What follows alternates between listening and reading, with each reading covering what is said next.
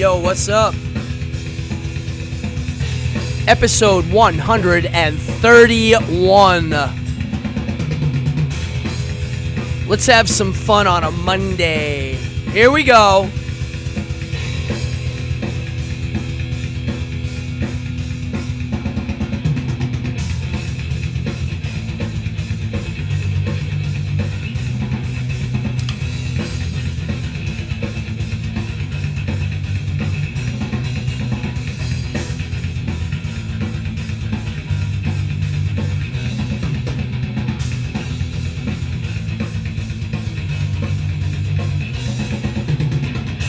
Oh, yeah.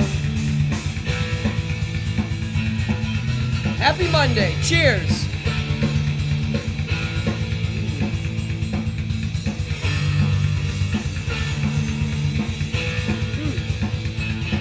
Oh.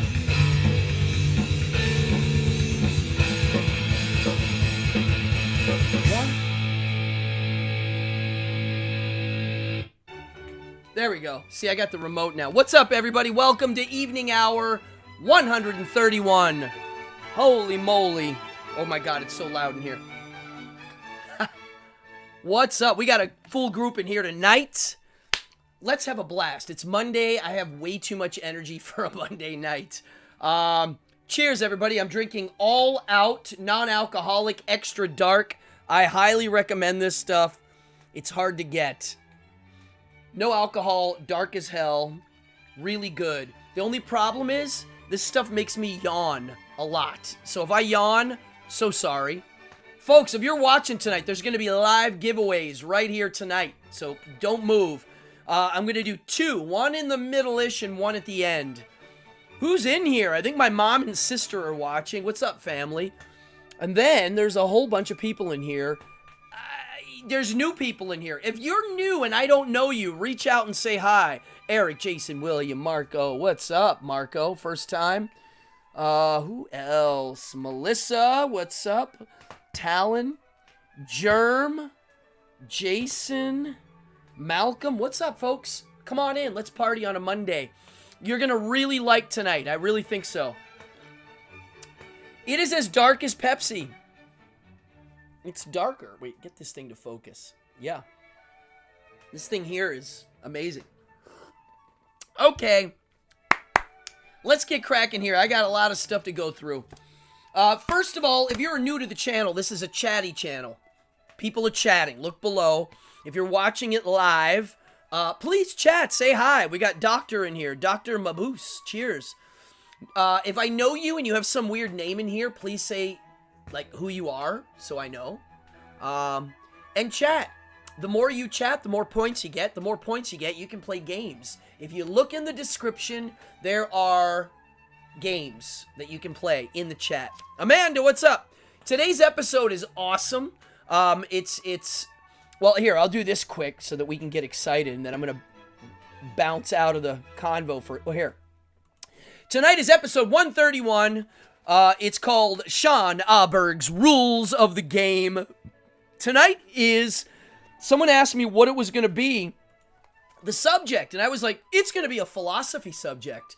Tonight's a punk rock philosophy is the subject, and we're using Sean Aaberg's philosophy as the model of the discussion. Now, before we get there, I got a load of stuff here to go through. Fun stuff, too. So, the beer in the Satan glass. You gotta write, Amanda, I points. Yeah, there you go. Or exclamation points. Let me know if I'm coming in.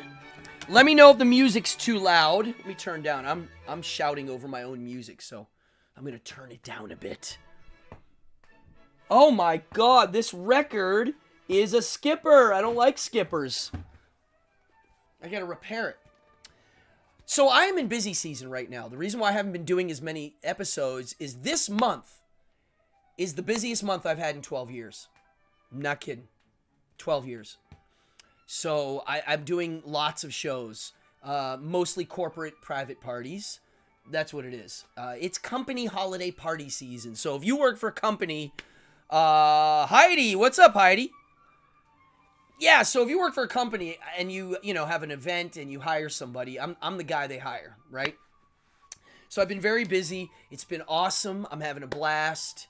I've basically just been doing my own personal thing and working. AKA Bang. I don't get this. Fallon's wrote something I don't understand. Hi, Fallon. How are you? Welcome. I want to give a shout out to a channel. I'm going to try to get the guy on here for an interview. It's called Canned Fish Files. There's a guy that does a YouTube channel and his passion for eating canned fish. I'm one of those guys. When I saw the channel, I freaked out. I'm going to try to get the guy on the show. Check it out. Canned Fish Files. He reviews sardines, anchovies, all sorts of stuff. Speaking of canned fish, I've been trying to locate surströmming, which is the canned fermented fish that I ate live on this show. If you haven't seen that episode, check it out. I'm trying to get more, and you can't get it. You have to special order it, and it's expensive and takes forever. So if anybody knows of an American source for surströmming, let me know. I think it might be illegal to sell because it's fermented fish. Anywho. You like canned tuna fish. It's funny, that's the only one I don't eat. I eat all canned fish except for the tuna fish. I don't know why. Go figure. I hate when fish aren't in cans. I love it. Oh, then you'll really like Canned Fish Files. I like eating sardines straight out of the can. I'm going to do an episode on my canned fish experience and try to get this guy on the show. So let's see. What else? Oh, should I do a pizzelles episode? I don't think I should do. Should I do that? I have a studio audience here today. I make live pizzelles usually on some sort of internet, and I think that's coming up. Ooh, I saw a movie. I saw Violent Night, the new horror comedy, and I give it 2 thumbs up. I saw it with my kids and my mom. We all loved it. It was awesome. It's super violent. Super violent. I mean, eye-gouging violent. But it's really funny. And here's my review. Nuke the Cross, killer song. Right here, brother. You're a fan? I'm a serious fan of Toxic Holocaust. If you took Home Alone, Christmas Vacation, Die Hard, and then throw on Rambo, that's what the movie is. It homages all of them, and it does not disappoint. It's really well made. I can't wait to see a sequel. I can't wait to see it again. Violent Night. I think it's going to do well. It's going to be an instant classic. I really think so. I really do. I also have been watching Stallone's TV show, which I don't watch too much TV, but I do like this one. Tulsa King. I turn my TV on maybe a handful of times in the month. Recently, the weather's not as good. I've been watching a little bit more of movies. Yes, on the pizzelles. Yeah, I think I'll do one. Maybe I'll do a giveaway where someone wins a stack. They're hard to ship. That's the problem. I've been obsessed with Terrifier 2. Look what I got in the mail. Look at this. Oh my, yes, it's an Art the Clown doll. I haven't taken it out of the box yet. I will. I give this a very high review. The Art the Clown doll is hard to get right now. So, what else is new before I get into this episode? So recently I've been reading a lot. Lots of Nietzsche. I'm almost finished with Human All Too Human. And I'm going to start Dawn of Day. And I also started to read Will to Power, which I got it online. You gotta do a search for it. Will to Power is a book that's Nietzsche's works, but he didn't publish it. He wasn't alive when it came out. His sister published it, and it has a mixed review because some of the stuff wasn't intended to be published. They were kind of from his notes. But alas, it got published, and of course I'm curious of what it says. I started reading it. It's quite awesome right away. So I'm reading that. I'm also reading a book on free will by this guy Millet. I started reading a biography about Siegfried and Roy, and it's pretty awesome. And what else am I reading? Oh, I'm reading a book called The Illusionist Brain by Martinez and Cami. And it's a neuroscientist look at magic. Right up my alley. It's called The Illusionist Brain.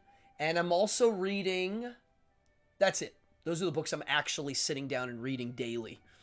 So, through my work, and the reason why I'm mentioning Nietzsche right now, and today's episode is ultimately philosophy, which, hold your horses, we're getting to it. You're going to love today's episode. If you're a Sean Aaberg Dungeon Degenerates fan, you're going to have fun today. I had a major breakthrough in my understanding of Friedrich Nietzsche's work. I call it the trifecta now because there's the three concepts that are put forth in Thus Spoke Zarathustra are will to power, Übermensch, and eternal reoccurrence. Those three concepts, when you put them all together, turn into something that is quite extraordinary. And I've had a new breakthrough in some understanding of what Nietzsche's version of a metaphysics was. And I wanted to mention it today because today is a philosophy episode. I know if you're a fan of Sean Aaberg, of his art, which I am, and I know, look, see, there's people in here that are Sean Aaberg. And if you're watching Sean, as a fan of your art, you ultimately are a philosopher in your art, as an artist. And it's there, but it really comes out in obviously, your rules, which we're doing today. It really shines through. It's like, there it is. It's the philosophy. But what I wanted to say about Friedrich Nietzsche, my whole life I've been studying the art of wonder. It's what I do for a living, and ultimately it's my will to power. And studying philosophy is my new version of wonder, because I always call it treasure hunting. When I sit down in the morning to do my research and my studying and my essay writing, it's literally like finding a piece of gold. Literally gold. Something I can chew on and it's gold. That's all I have to say. And philosophy's replaced what I would consider... Like, when I was a kid, if you were like, what books section were you in the library? It was the occult UFO Bigfoot section. Wonder. And the magic trick section. Wonder. Like, that was it. I was in the wonder department. Philosophy's replaced it, and I really like it. So, the thing that I realized with Nietzsche and his metaphysics, because he didn't believe in metaphysics. He actually... crapped all over it. He didn't believe in anything eternal, like a god, or a realm, or some sort of permanent eternal thing, right? An objective thing. His eternal was for the individual to eternally keep becoming. And it took me a while to wrap my head around it. It's something... Oh, wow, I'm going to read this out loud, Jem, in a second. This is great. It's an eternal that... It's hard for me to verbalize right now. I will be able to do it. Once I can verbalize it, it'll be way easier to explain. But instead of it being this thing, it's more of a thing here that's eternal. And it has to do with you. And that's where eternal reoccurrence steps in. So it was a big breakthrough for me. We're not going to get into that right now. I could do a whole episode on it. But I want to say, Germ wrote, I remember stealing the Necronomicon as a kid. And one of the first pages, it said you'd be cursed if you stole it. Oh, yeah. Well, yeah, I can do a whole episode on what you just said. Wow. I love it. Russell. So yeah. So that was my, breakthrough of sorts that I had. I don't need this. See all my notes? This is what I do all day. I'm writing with a Sharpie on stuff. All right, I think we're gonna get into. Oh, before. All right, we're getting close to New Year's. I did my New Year's resolutions. I started writing them down, like what I did right, what I could do better, what I want to work on. I do a game plan every year. I cross off what I did that year and, how close I got at what. And it's an inventory of my life. And then on New Year's Day, I jump in the ocean to commemorate the start of the year. I start with a mind over matter stunt. I hate cold. I don't like cold weather. I don't like cold water. It's not pleasurable for me. But I make myself do it, and I like it. It stays with me. So that's coming up, New Year's, and I probably will do a New Year's celebration live. Last year, I broadcast live New Year's morning day at noon from the beach. I probably will do that again. That was really fun. A lot of people who can't be here to do it, at least they get to watch it and have some fun with it. You know what? I think it's time. Let's do this. If you're watching, please comment. I'm going to be asking lots of questions, and we're going to do giveaways. And you know what? I'm going to do a giveaway right away. Today, we're going to give away twice copies of Sean. I'm going to give away right now issue number 1. Actually, we're going to do issue number 2 first. This is issue number 2 of Diversed magazine. Sean Aaberg's brand new zine that is a supplement to Dungeon Degenerates, but it has a lot more than just Dungeon Degenerates stuff in it. He puts his influences in here. So we're going to do a giveaway right now, and how it's going to work is I'm going to give you a number to write in the chat. When you write it in the chat, we're going to keep track of the order, and then I roll a dice, and then go down, and then whatever number it is, it's us. And here, I'll even get the dice tray out now. And we're not going to do it's going to take a second. Where's my hand cam? There we go. Let's move all this stuff out of the way. This one's going to be for the second issue. Oh, schmoly, I just spilled my fake beer. Oops. Let's put this here. Okay. All right, now, I think I'll go streaking New York. I think I did that once. Okay. Everybody write the numbers, 44. A, B, C, D. Yeah, D&D, Dungeon Degenerates, 4 and 4. Write number 44 right now, and you're entered in the contest. Okay. So while everybody's doing that, I want to mention how I discovered Sean Aaberg's art. I discovered him. Oh, well, first of all, Pork Magazine had been around, and I'd seen it, and I owned a few copies. And I liked it. I wasn't obsessed with it, but I liked it. And I eventually, he was part of the zine punk rock thing, and I would see it go by, but I didn't zoom in on it yet. And when I zoom in on something, I really zoom in on it. And here comes Dungeon Degenerates on Kickstarter. I was already doing Kickstarter games. I'm a board game nerd. And here's this crazy looking board game with a crazy looking box art. And I bid on it because I thought the art was cool. I didn't really care about the game part yet. I just saw the art. And it blew me away. I didn't really care if the game was good or not. I Kickstarted it. They were successful. A year or so later, or 2 years later, I got the game. The game is my favorite board game. It replaced most of my board games. I mean, I play it a lot. I played one campaign for 4 years.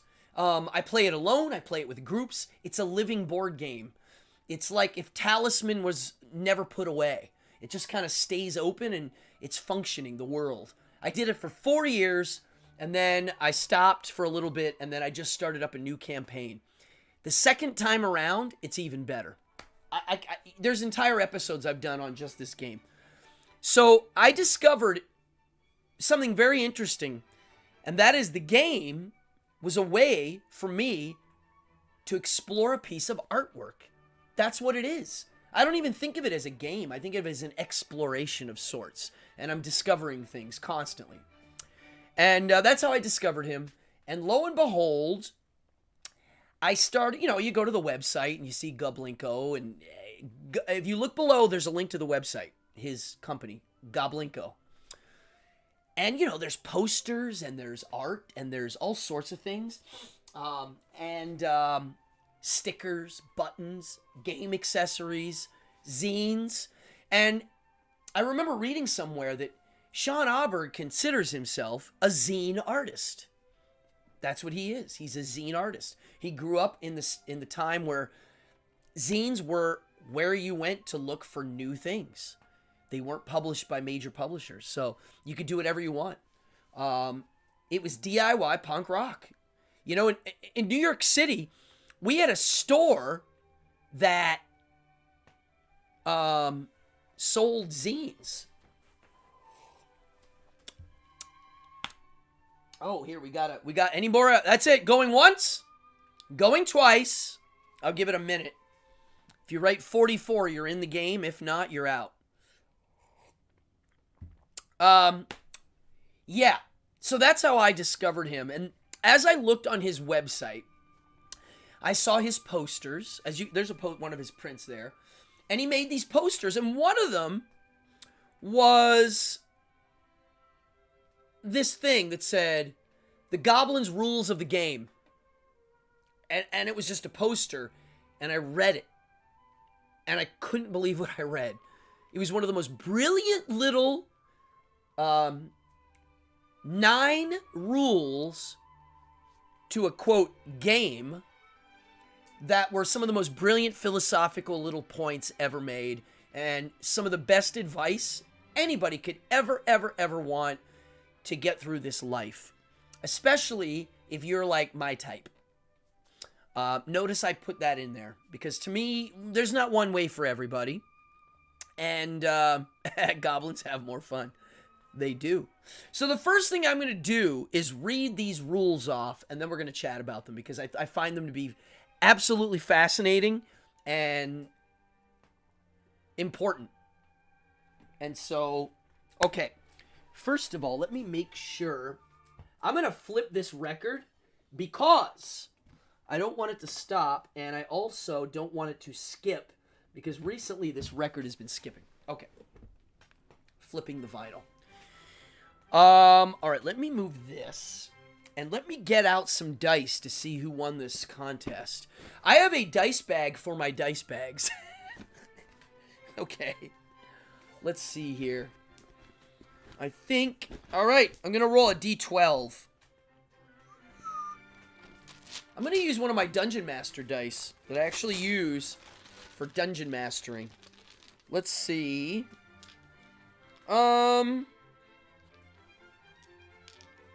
No. Maybe I'll roll the D20. What the heck? I thought I'd pull out a D12 by now. That's the D20. Hold on. I have so much dice, it's ridiculous. Where the heck is the D12? Are you kidding me? This is like a serious dice bag. I play a lot of games. There's the D12. Okay. I wanted my pink D12. I prefer it. I'm very superstitious with my dice. What the heck? Oh, yeah, here we go. This is what I wanted. I like the pink one. All right, let's see who won the first prize. And then at the end, I'm going to do issue 1. Okay. Here we go. Let's move it to the hand cam. Here we go. There's the dice. Bada bing. And here's my list. Number 6, William. William, my man. William's one of my longest viewers. Number 6, you're William. Mr. William, Congrats, brother. I need you to shoot me. I have it somewhere, but shoot me in Instagram your address. And you are getting issue number 2. And I'm going to throw in some other goodies. Some stickers and stuff. You'll see. Compliments from me and Goblinko here. My show and Sean Aaberg. Boom. There you go. Thank you. This is for you, William. So, here are the Goblins rules to the game. And I really like this set. And if you want to support him, go to his website. This is my clipboard. Here it is. Go to the website and check it out. He's got really cool presents. Yeah. Oh, you already have that same sticker. All right. Well, if you have that one, I have other ones. That's actually cool that you told me that, because you won a prize before here, and I threw some in. All right. I'm going to read these rules of the game one at a time. I'm going to go through the whole list. I'm not going to comment them. And then we're going to go back and comment. And listen close, because this is some cool stuff. The Goblins' rules for the game. Number 1. Life is a game. There are rules, but there are only unofficial guidebooks written by the feeble minds of humans who do their damnedest to game the system. You can cheat and use a guidebook, but remember that it's unofficial and that nothing can overshadow experience and genuine skill. You will note that the guidebooks usually cost something. Hold on. We have a spammer.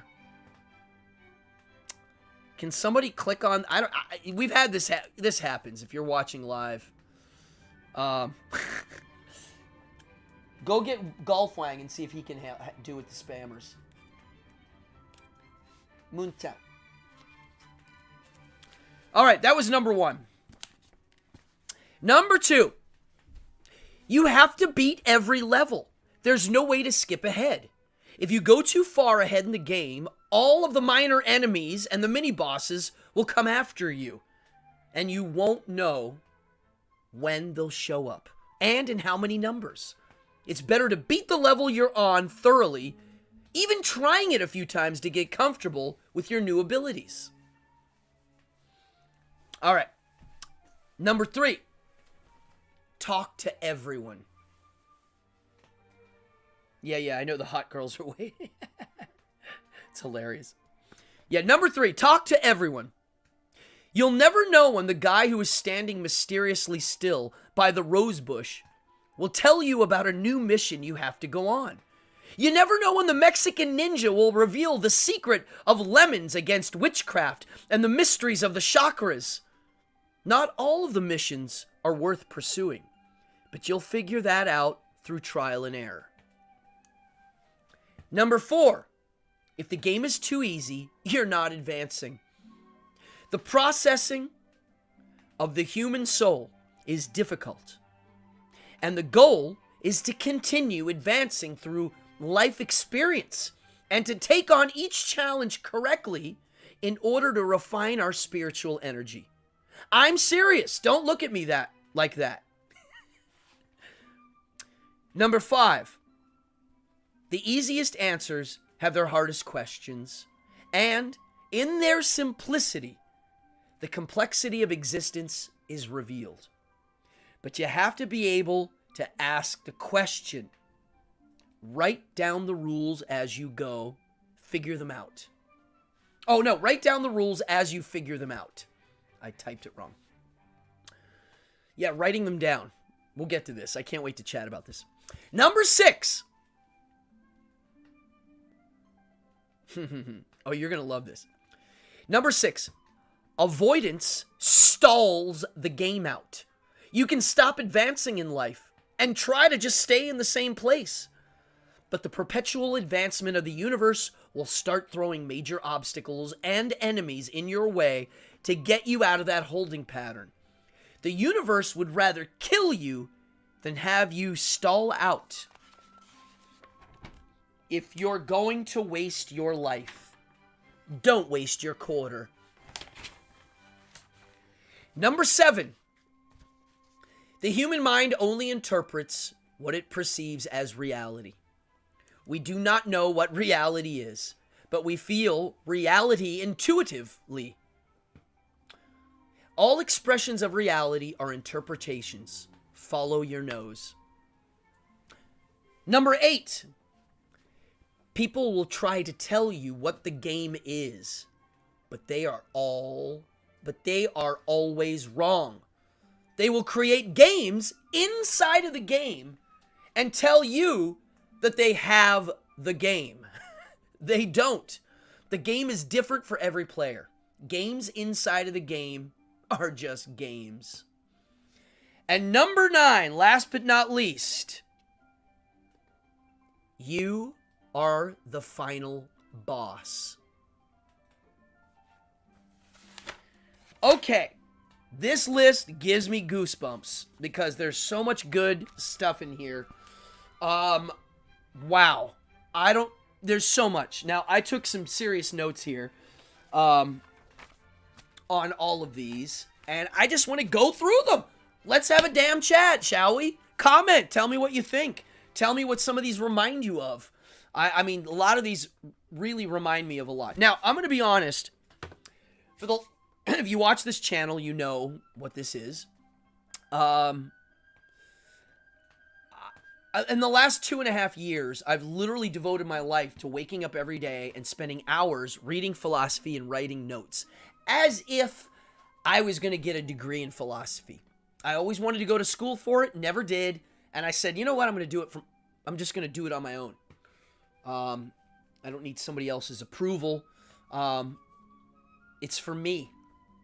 I'm not doing it for anybody else. So, and doing that's changed a lot, if not everything in my life. So, if I would have read these rules 5 years ago, I would have loved them. But I wouldn't have been able to draw some connections that I am now. And so, Mantlion, what's up, brother? So here we go. Number 1.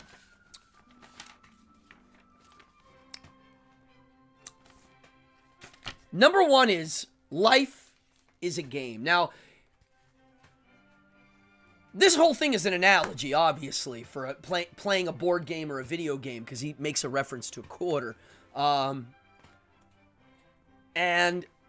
I don't think it's weird to use the idea of it being a game.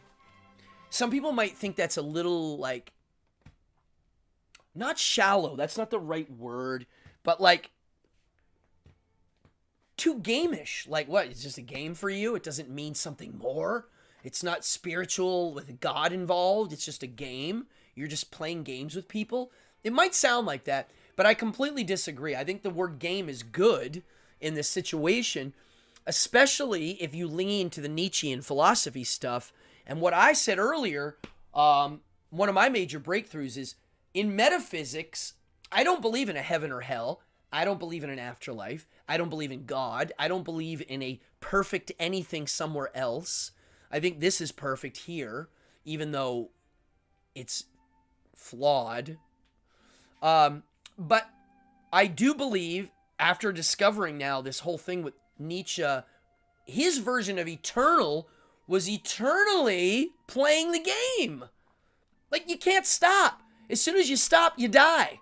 Spiritually, physically, everything. So, you need, like, when I have to explain Nietzsche to somebody now, in one word, it's just overcoming is the word I use. It's all about overcoming. That's what will to power means. You're overcoming.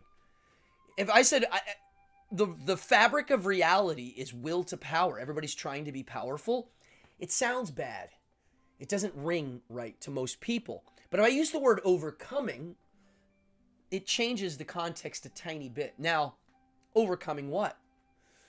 Well, overcoming everything.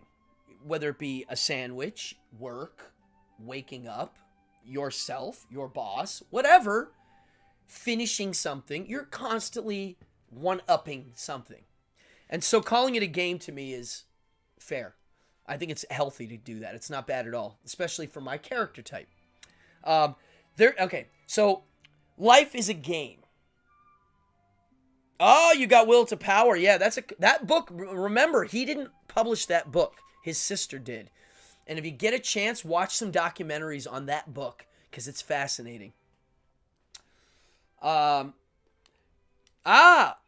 there you go. There it is, Heidi. We're all trying to overcome something, whether it be a physical problem, a mental problem, a work problem. There's all sorts of versions of our rise to some sort of a power of sorts, right? So life is a game. There are rules, but there are only unofficial guidebooks written by feeble minds of humans who do their damnedest to game the system. Now that right there is right out of the Camus stuff. Albert Camus. He always said that you're either taking somebody else's values or your values that you made up yourself. And if you're taking somebody else's values, don't forget they're in the same hole as you are. And what is that hole? Well, in absurdism, it's the notion that there's no point to anything in this universe. Yet, we evolved as an biological data processing creature. We evolved to look for a purpose of sorts. Especially humans. Animals don't have to look for a purpose. When you see a squirrel, he's not like, God, what do I need to be doing right now? There's no such thing. He knows what he's supposed to be doing. We don't do that necessarily. We have other people that can take care of us. So we do sit around going, what should I be doing today? Right? So the idea of other humans writing these rule books down, go ahead and use them, but they're in the same boat you are, right? So that's what that is to me. It's great. It's something most people don't know. You can cheat, use a guidebook, but remember it's unofficial and nothing can overshadow experience and genuine skill. Experience and genuine skill is where you find your own values. It's also where you find the values that you took on that they don't fit you or they're wrong, completely wrong, right? And I think, too, that people will assign meetings. Yes, they will. That is right, Melissa. Bam, zoom. That's exactly what this list is pointing at. All right. Number 2. You have to beat every level, and there's no way to skip ahead. If you go too far ahead in the game, all the minor enemies and mini-bosses will come after you, and won't know when they'll show up. Yeah, so that's like, if there's someone picking on you constantly, and you're not dealing with it, and you keep avoiding it, it's not going anywhere. I used to live with somebody that had borderline personality disorder, and I got good at dealing with it. I got good at cooling it off quick. I knew what to defuse. I knew how to defuse the bomb. What I didn't realize is the bomb was still present. I might be diffusing it constantly, but there's still a ticking time bomb. You got to deal with the bosses and the mini bosses. You have to take care of each level. I'll never forget this. PS2, 15 years ago, we had a Scooby-Doo game where it was a good game. And you jump up and you eat these little Scooby snacks. Well, I didn't know at the time that you had to eat every single Scooby snack to beat the game. And I went through the entire game and I missed a few. And then I had to literally go through each level one more time to finish the game. So, it's real. What did I wrote here? I wrote simple truth. What is this? I wrote it's better to beat the level you're on thoroughly, even trying it out a few times to get comfortable with your new abilities. I like that. Okay. Number 3. This is one of my favorite ones on the list. Talk to everyone. You never know when the guy who is standing mysteriously still by the rose bush will tell you about the new mission you have to go on. You never know when the Mexican ninja will reveal the secret of lemons against witchcraft and the mystery of the chakras. Not all the missions are worth pursuing, but you'll figure that out through trial and error. I never see this one mentioned as a value. Oh,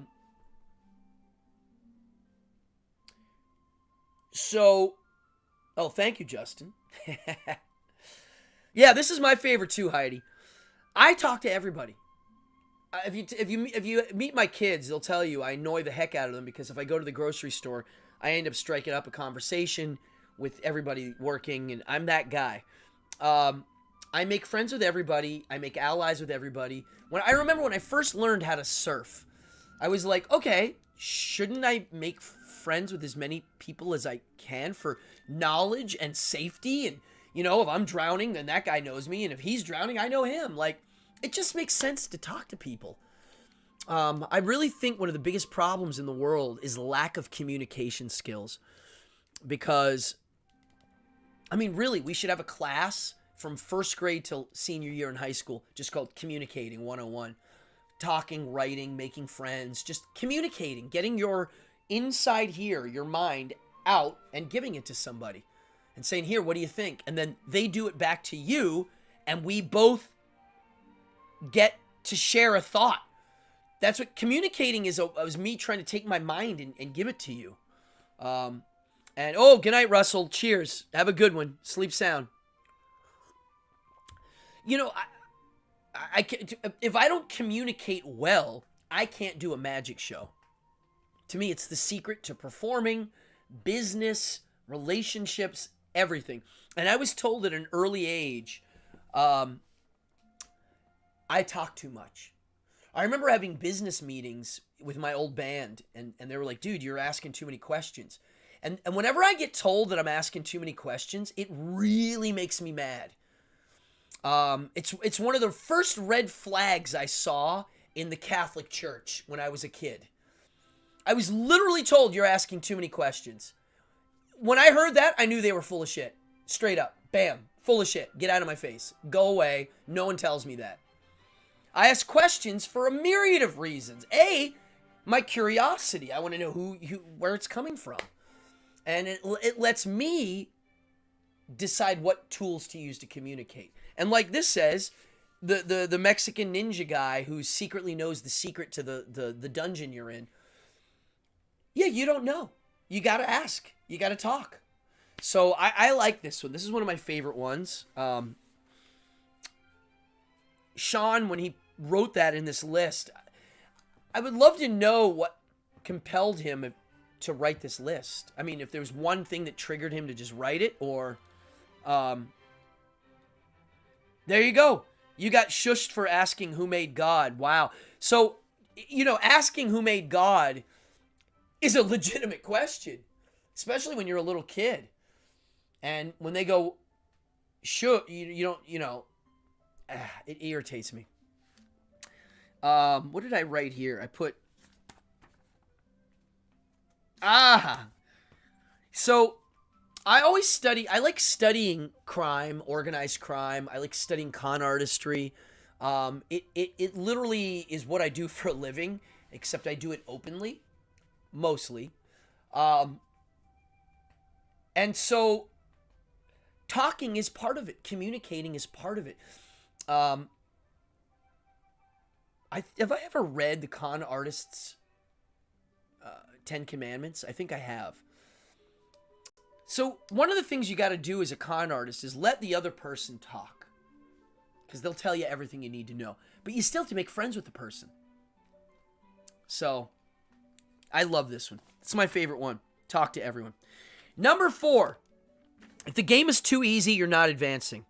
The processing of the human soul is difficult, and the goal is to continue advancing through experience and to take on each challenge correctly in order to refine our spiritual energy. I'm serious. Don't look at me like that. So this is funny.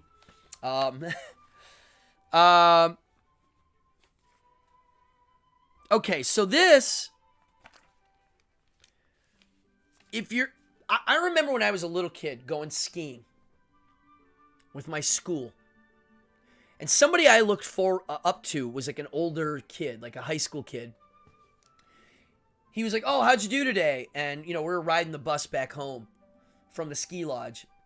And I was like, "I did great. I didn't fall, and I was able to kind of do all the mountains I wanted." And he went, "If you didn't fall, you didn't learn anything." And I remember being like, I think he took the breath out of me because he was right. And I knew he was right there. And that's what I think he's getting out here. If it's too easy, you're not advancing. And to me, back to will to power, back to overcoming, you have to give yourself challenges. Whether they're easy or not, you got to have little ones and big ones, and you got to set the goal and beat the goal, And if it's too easy, when it does get hard, you're in for a shock. This is one of the stoic components of stoicism is might as well prepare.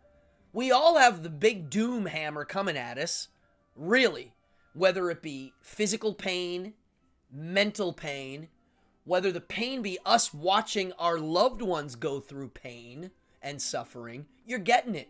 And if you're the type that doesn't feel pain or suffering, then either you're in denial or you're a psychopath. If you're a psychopath, great.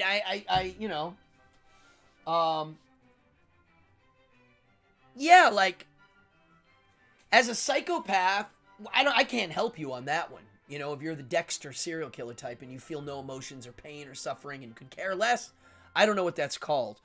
But most people I know suffer and, what's this? Guys, you got to read the chats. There's a lot of good stuff in here.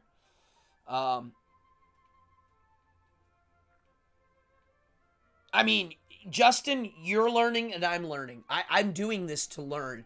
When I wanted to do this episode because I wanted to chew on these subjects live. So thank you for coming here and sharing and talking. And I'm here learning too. So thank you. Same with you, William.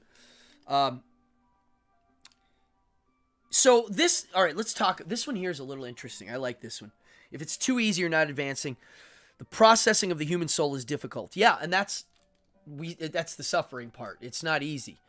You got to continue advancing through experience to take on each challenge correctly in order to refine our spiritual energy.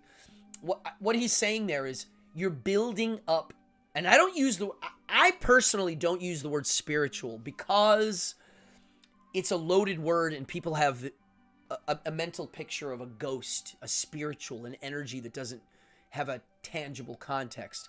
But in this list, it's okay. These are all analogies for things. He's talking about quarters and games and goblins. So, and I think what he's getting at here is the idea of your soul getting ready to suffer. And that is your inner, I don't like using the word soul, your inner emotional life, your emotional context. Oh yeah, what's this? What's this saying? This is from my teenage daughter who's 16, just sent this in. Her coach told her, when you do sit-ups, and this is Coach Canetti, who I like a lot. Coach Canetti. Is that the coach? Yeah, he's cool. You start counting when you feel the pain. Yes, that's it. I like it. It's true. So if you have to do 20 push-ups, you do 20 push-ups, and then you do push-ups until you start hurting, and then you start counting. I like it. I'm going to start doing that. Yeah. I see. I don't use those words. I talk about them a lot because I'm fascinated by them, but if you see me writing, I'll never say my spiritual, I don't use it, but for me, I like to define it before. In this list, it's awesome, actually, that he used that word. He is an artist, and this is poetic. This is punk rock poetry, folks, and it's philosophy. All right, here, this is a good one. Number 5. Let me make sure I got all the points I wanted on that one. Oh yeah, hard stuff rules. I had learning the hard stuff. My mentor in Magic, Jeff Sheridan, who I really like a lot, always said if you learn the hard stuff, you'll have no competitors. That's a great piece of advice. Okay. Number 5.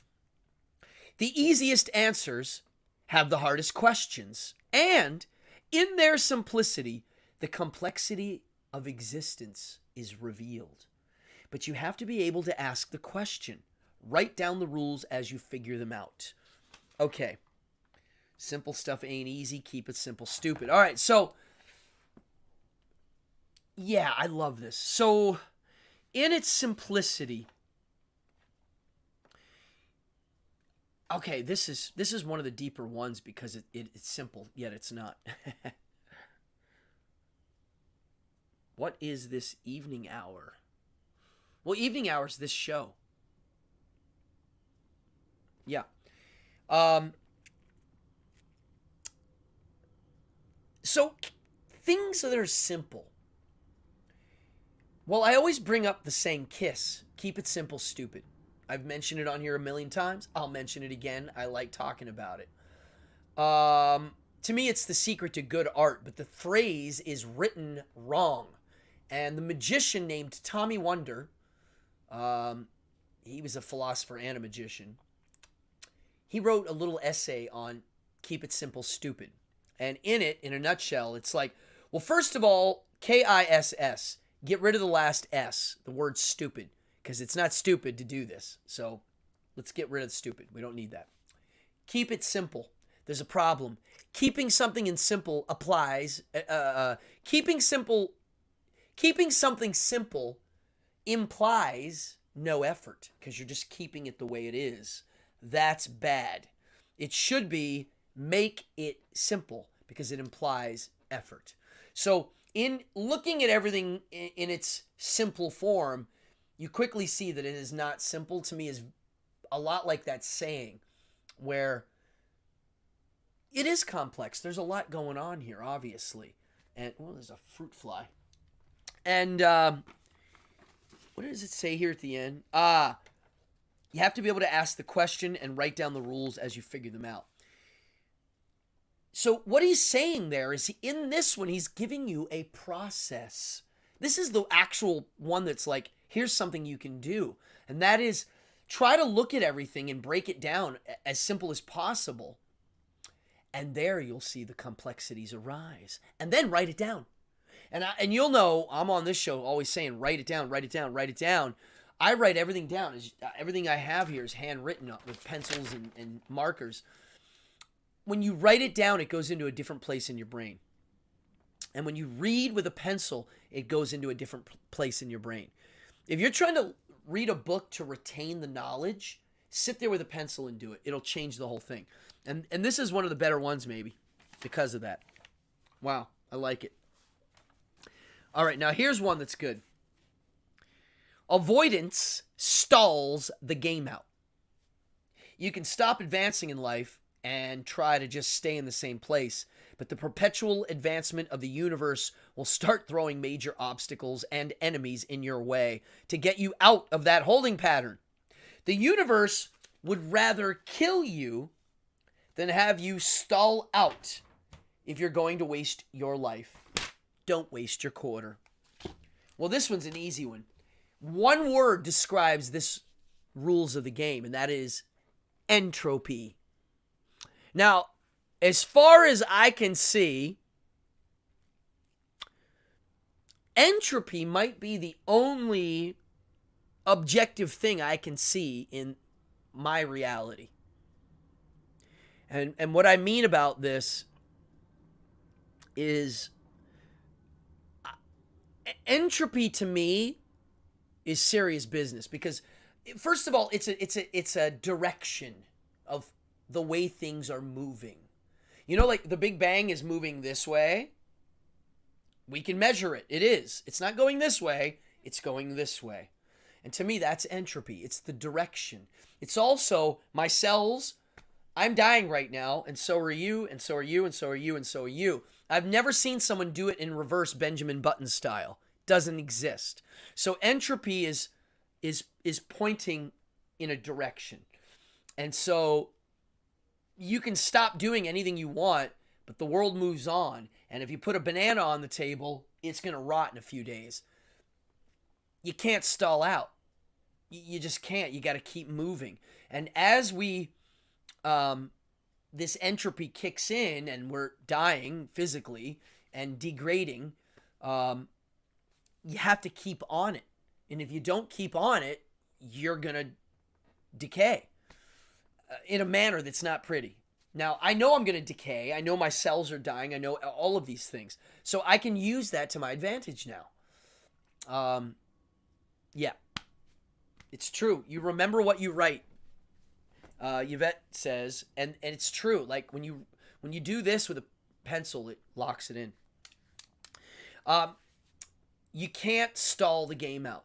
And entropy's real. If somebody can show me where entropy's not real, I would like to see that. But as far as I can see, yeah. All right. We're down to the last few. And this one is a big one too. This is philosophy, big time. Modern existentialistic philosophy right here. Number 7. The human mind only interprets what it perceives as reality. We do not know what reality is, but we feel reality intuitively.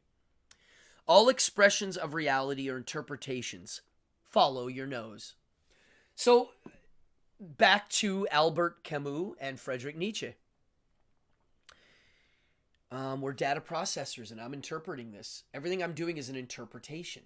Everything you're doing is an interpretation of what I'm saying, and I'm interpreting other people's words. I'm interpreting Sean Aaberg, and you're interpreting me. And we all have past prejudices against philosophies and ideas and things that are part of our being. So that when you're interpreting something, that's part of the deal. The other thing that's in here is the notion that there's no point to anything, yet we evolved to look for a point. And we don't know what reality is, but we feel really intuitively about it. That's a little bit like free will, where I feel like I have free will. I can see it, I can talk about it, and I feel like I have it, yet when I look at it with a microscope, I don't see any free will. It's actually shocking. I see no free will. So in here, he's saying, follow your nose. And I like that, because at the end of the day, it's all up to you and your nose. And if you picked your own values, go for it. You know, this reminds me of something before we get to 8 and 9. I remember always thinking that if you do it your way, you win either way. If you get a record deal and you're on a major label and you have to do it their way and the record's successful, they're going to make most of the money. And you did it their way and they're going to own a part of it. If you do it their way and you're not successful, you're a tool. If you do it your way and you're successful, you're going to make all the money and get all the applause and credit. And if you do it your way and fail, well, at least you did it your way and nobody can say anything about it. You tried. You did your best. So, yeah. Interesting. I like this one. I'm going to reevaluate this one. I like it. All right. Number 8. This one's cool. People will try to tell you what the game is, but they're always wrong. They will create games inside of the game and tell you that they have the game. They don't. The game is different for every player. Games inside of the game are just games. Yeah, the reason why they're wrong is because it's their system. It might work for them. Like, if they tell you what the game is, yeah, that might be their interpretation of it. And they're wrong because it's their interpretation. It's not yours. You should find yours.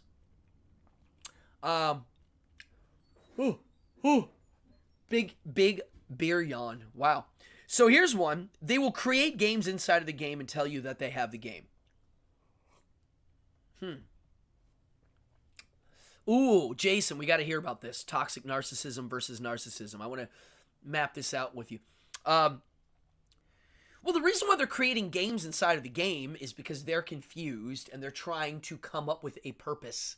So instead of relaxing and taking it on, they're making up this other game that they can kind of sell to somebody else for a will to power of sorts. Sounds like the media. Well, yeah. Yes. Here, yes. What's this say? Yeah, you can learn. Yeah. Well, Justin just wrote something very poignant. That way, referring to me saying doing it your way versus the record label. I use record label as an example. That way you can learn from your failure if you are in control. The record company will let you fail and make you think you're winning until you end up in debt. True. Yeah. And then they'll blame you. Toxic narcissism versus narcissism. That's an interesting one because somebody once told me I had narcissistic personality disorder. So, of course, I looked it up. I looked at the list and immediately I realized a bunch of the things on the list you have to be a performer. If you don't have them, you can't walk on stage and do a show. So I was like, all right, I got that. Then it got to the point where I was like, all right, well, I don't have any of these other ones because the reason why it's narcissistic personality disorder is it causes problems with friends, family, and work. I have a good track record with long-term relationships and my family and friends and work. And I don't have problems making friends or holding them for many, many years. Most of my good close friends I've had for many years. But I'm curious. I do know what it is because I've studied a little bit about narcissistic personality disorder. I've also studied borderline personality disorder in very detailed manner. That's a very interesting subject. People that create games in the game are lost. And that's their way of, I guess, trying not to be lost. What did I write here for number 8? I wrote down, why? Money, their will to power. Yeah, a lot of times there's a money involved, and that's why they're making games in the game. They're trying to cash in on something. Do you know how many people charge thousands of dollars to tell you what I'm telling you right now and what this list is? They'll charge you $1,000 and send you one of these in an email once a week, right? Well, they're making money. All right, let's do number 9 and then wrap up today. Number 9 is the easiest one. Number 9, you are the final boss. When I first read Friedrich Nietzsche's philosophy about will to power, that will to power is over wanting to stay alive. Schopenhauer said that the driving force to reality is the will to live. You throw a rat in the water and he's like, I gotta live, right? And so all the philosophers up until Nietzsche were like, no, that's the main one, right? You're fighting to stay alive. But Nietzsche took it one step farther and said, nope, it's underneath will to power. And you being the final, and when I first heard it, I was like, that's not true. Not everybody is trying to be powerful. No, that doesn't make any sense. It's because I didn't understand it. Ultimately, if you think about everybody trying to one up and be powerful, at the end of the day, Nietzsche always thought that in here we have different competing drives. In you. And this is why you being the final boss is interesting because at the end of the day, the final battle is against you, yourself. It's why I like watching tennis. If you watch a tennis match, yeah, he's playing the other player, but he's also playing himself. He's playing both. He's hitting that tennis ball to the other person in a precise manner. Maybe he's trying to like hit it so that the other guy can hit it. But he also can't hit the net. He can't screw up. He has to get it over the net. So the other thing that I wanted to bring up about Nietzsche is the idea of competing drives in our mind. In the book Beyond Good and Evil, the first chapter is entirely Friedrich Nietzsche crapping on all the philosophers that came before. And one of them is, oh my God, I'm so bad right now. French. I think, therefore I am. Somebody in here will get it.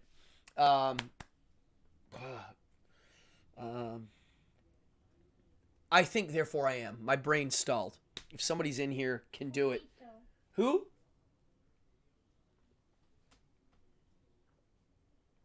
No, that's not the person's name. That's the phrase. Look up the person who said it. I like that I have a dramaturg here, my teenage daughter. Watch the greats play pool. Ooh, that's cool. Oh. Who? Oh, Descartes. Okay, so Descartes, I think, therefore I am. So Nietzsche ripped it apart and said that's stupid because I think, therefore I am. Well, Nietzsche was like, well, who's I? Because I might not be you. You think you're you. You could be an input from somewhere else. And also you, as a unit, is not one unit. Your brain actually is very different competing drives. And they do compete. And so the only possible free will that Nietzsche might have seen is that, oh, your aunt says hello. The only free will we might have is we get to choose which drive is in charge. After you pick which drive, that's the end. You're just running on autopilot. You being the final boss at the end of this list, that being the final one, to me is great because at the end of the day, we all die alone. You might have your family surrounding you as you slowly drift off, but you are going to be there thinking amongst your own thoughts with you, in pain or not, whatever it may be. I always thought that to be the final boss in life, which is ultimately you, it requires you to be alone. You have to go find yourself alone. You have to be able to laugh at yourself, cry with yourself, work out things on your own, talk to yourself and work out things. You have to make friends with yourself on a very, very deep level. Some people do retreats. Some people go off in the mountains. Some people do Vipassana. Yes, René Descartes. René Descartes. I can't pronounce French correctly. Descartes in my English accent. Yeah, you are the final boss. We all have hammers waiting to hit us. We all have challenges. I know Sean Aaberg had a major challenge. He had a stroke. And I didn't know this. I think his wife wrote an email today mentioning I was going to do the show. Thank you for doing that. That's very nice of you. And it said that he hung up this list in his hospital room when he was dealing with his stroke. And I think that's awesome. He wrote his own list of rules to put up. And I think we should all be doing this. We should all make our own version of this. You can use this as a map. I'm going to use this as a map. I love this. This is great. You can also order his poster from this below. If you look below, there's a link to their website. Support the cause. I'm going to do another giveaway soon, so stay tuned. We're going to give away issue numero uno. And we're going to do it the same way. I'm going to yell out a number and then... wow. I don't know what to say, but I love this list. I'm going to reflect upon it and read it for the rest of my life. I think it's a great little compiled list, especially if you are an absurdist and an existentialist like me. I consider myself, if somebody says, what's your personal philosophy? I would say I'm a happy nihilist. A very, very happy nihilist. That's what I would say.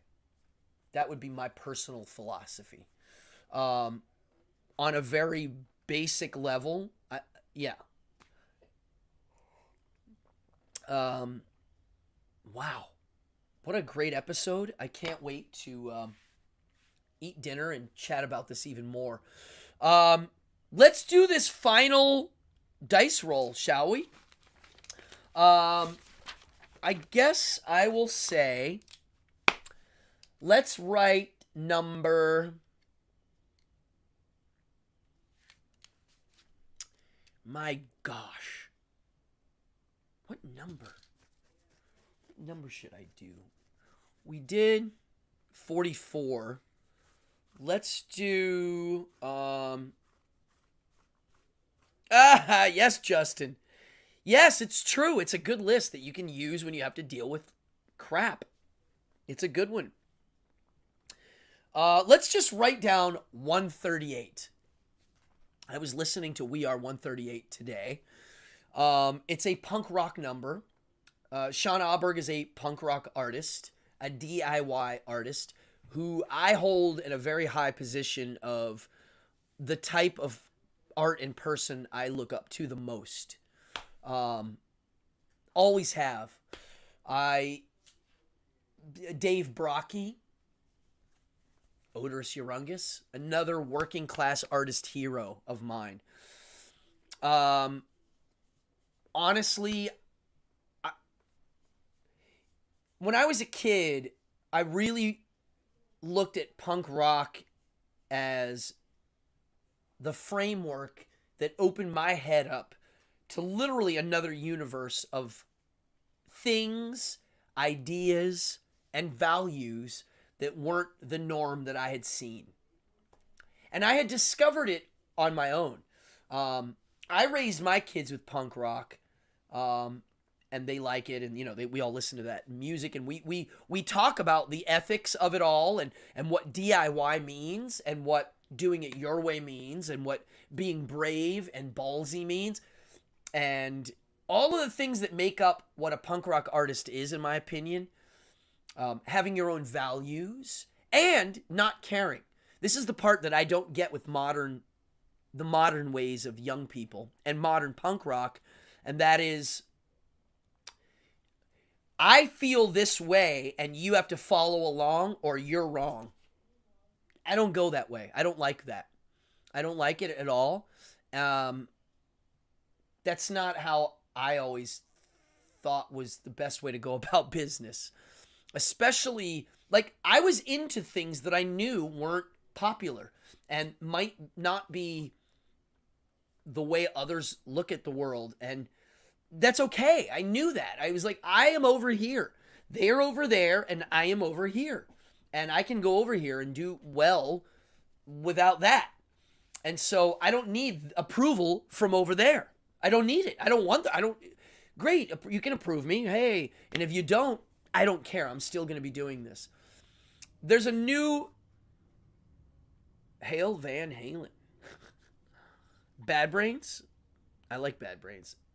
I don't know if you saw the episode where I talked about being in the dressing room with HR. Not that long ago. 4 months ago, we did that. Toilet Boys played a show, and HR was a guest singer in one of the bands. He's a weird dude. New York Dolls. I got to play a show with them once. I did. Not Toilet Boys. I got to play a show with them with Karen Black. We opened for them at the Warsaw in Brooklyn. Excellent show. It was a while ago. They were great live. Sammy Yaffa was playing bass at the time from Hanoi Rocks. Also another great band. I'm going down a punk rock tangent. So one more thing before we go. I'm going to roll the dice in a second. While the dice is getting compiled, I wanted to show you quickly this book. This is the book that Sean Aaberg put out. He kickstarted this. It's his art book of his art. And I just wanted to show you a little bit. It starts at the very beginning of what he has done, and it goes all the way. But I marked a few pages. I mean, folks, this is some of the most out-of-control paintings. Stimulating. Really mentally stimulating for a gamer or a fantasy fan. Now, I'm going to skip ahead. I just want to show you, because this book has got cartoons. It's a really good book. Buy it. You'll love it. If you like getting high and looking at art, this is endless. Look at this portrait of G.G. Allen. I love it. This is out of control. All right. Look at this. Look at this. Oh, folks. I love it. All right, here's the Dungeon Degenerate. Oh, look at this. Eat me. And now we're going to get to the Dungeon Degenerates section. So this is the beautiful map that's the game board. And this is the cover. This is the cover of the game. This is the original art. This is one of my favorite in the book. It's some weird cleric. This is all from the game. Yeah, I miss Pork too. This is all the Dungeon Degenerates artwork. Look at this. So beautiful. I have this as a Zoom background. And last but not least, I believe this is called Hooray for the Bad Guys. That's the title of that painting. And on that note, I want to thank everybody who came out tonight. Listen, I'm going to roll the dice in a second. If you're the type that likes to donate cash, hey, guess what? I'll take it. $1, $5, $20, $100, whatever, it goes into my shows. I do this full time. This is all I do. And if you donate, great. If you don't, you know what? It's great. Just tell people. This is what I, make sure this is ready. Just tell people. Pass it around. A lot of people in here have done an obscene amount of help by reposting it and telling people about my show. And so, please spread the word. All right. Here we go. I'm going to roll a dice. We're going to roll a D8. And I'm going to do a blue D8. And let's see who wins issue number. Here we go. Oh, I like the little drawing. D8. A blue D8. Here we go. Drum roll, please. Who's it going to be? Amanda, Dr. Helen. Boom. Helen, all the way. Helen. Bada boom, bada boom. Helen, send me your address. Send me your address on Instagram. And if you don't follow me on Instagram, people, Cardone Magic. I supplement my channel with Cardone Magic. Can you throw me those ropes? 1, 2. And as a bonus for sticking through tonight, I'm going to attempt to do a magic trick with something I've been working on. If I screw it up, please forgive me. I will probably edit it out. But no, look. The goal is, I hate rope magic. Yeah, Helen, don't forget. I'm going to send you issue 1 and some stickers and cool stuff. Send me your address. I've been working on a rope act. I never liked rope magic. I actually despised it as a kid. But I realized it's because of the type of tricks that were happening. So I'm going to have 2 people cut 2 pieces of even rope. So this is real. And how I'm going to prove it's real is I'm going to probably have people cut the rope live. Like, in the theater. Like, here, cut here. I might even like measure, like give them a tape measure and say, hey, can you please, measure it out? All right, watch this, folks. See this loop? It's solid. Okay? These ropes are, they're not like stretchy ropes or anything. So watch this. If I put the loop on the back of my, if I put the rope like this, and I tie one knot, and I'm going to do this really fair. Look, that's a real knot, folks. It's not a trick knot. Look, I'm going to do it again. I believe they call that a square knot. All right, watch. My neck. Watch, I won't go over my head. And just like that, I pull it through my neck. And then I'm going to throw it out in the audience. Immediately give it away. So that's a new trick I've been working on. It's old school. It's from an old book. And I learned it from a book about a year and a half ago, or maybe a little longer. No, I learned it many years ago, actually. But it's hard to do, and it took me a long time. So thank you. I hope you enjoyed that. It's like a 2-second trick. Wow. What a great show, folks. Thank you very much for being here. I'm going to jump out, go eat some snacks, and party like it's a Monday night, my favorite day of the week. Thank you all from the bottom of my heart for coming through and watching this show. Thank you, Sean Aaberg. And everybody, yeah, Sean mailed me some of this stuff. You know, he mails me some stuff to give away on the show. I don't mind promoting his show or his products. I'm a huge fan, and I really like what he does. And they use me. I do card tricks on some of their videos. It's very flattering that I get to be on some of their products, and I got to test some of his new games. So I'm a fan. Thank you. Party on, basement. Amanda, everybody in here. I'm going to bounce us out with the outro, and then I'm going to go have a great Monday. Over and out.